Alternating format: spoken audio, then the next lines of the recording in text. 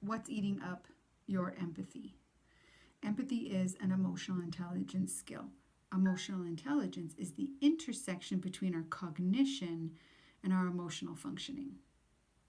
So let's break it down. When we are emotional, the emotion that we're experiencing will drive our behaviors. It's called the amygdala hijack.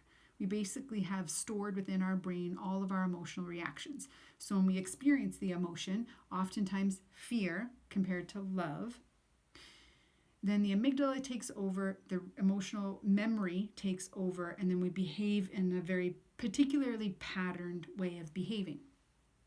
When we look at fear as a primary emotion, what's most readily available out of fear for many people are emotions like anger, frustration, irritation, despair, grief, desperation.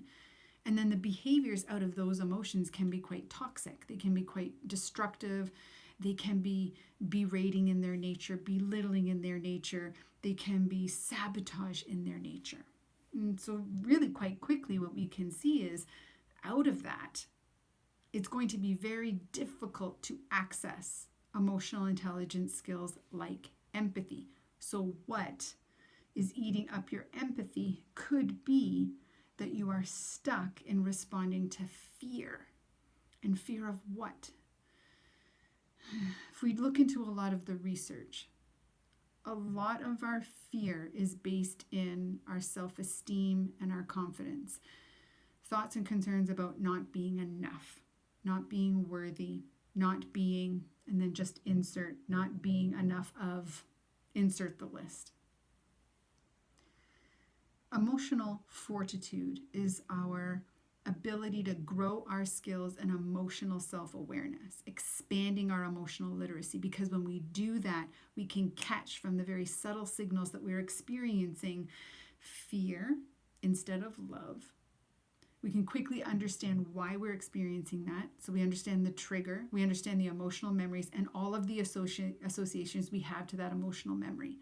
And we can cut the cycle or disrupt the cycle of then amplifying the emotional experience of fear, which might make us reach to anger.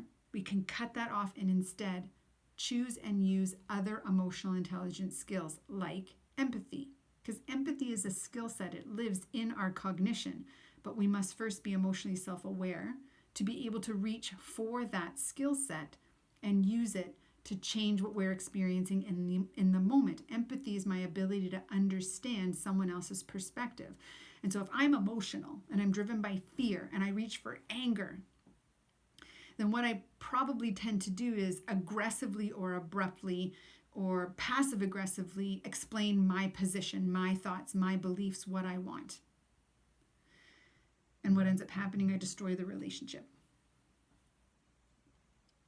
When I disrupt that cycle and instead go, ooh, I'm responding out of fear, I can feel myself moving to anger. You know what I'm going to do? Take a breath. I'm going to ask a question. Can you tell me a little bit more about what you mean, what you're experiencing? Has it always been like that for you? Was there ever a time when you didn't think those things? How did you come to that conclusion? What else? What else? What else? Until we reach the space of, oh, I understand what you're experiencing. And now I know how to respond with respect to that experience because I understand it. And now my emotional temperature in understanding someone else is on the love side of our emotions, not the fear side. And out of love, how do I respond? With thoughtfulness. I respond with assertiveness, which is defending my personal rights and values in a non-destructive, non-offensive way. This is emotional fortitude. This is the necessity of emotional intelligence in organizations, in life places.